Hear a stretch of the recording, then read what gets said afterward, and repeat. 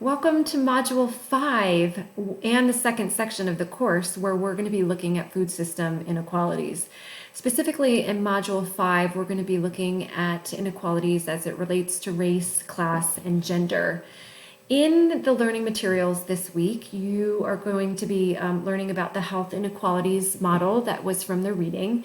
And then also we're going to examine food system inequalities in gender and race. And then at the end of the short lecture, there is a section on public health interventions.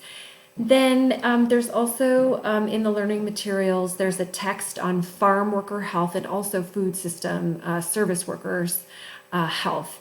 And then for the assignment this week, we'll come back together and have a discussion based on Group 2's article presentation. So I'll look forward to being back together with you and reading the comments that are based on that article. Have a great week.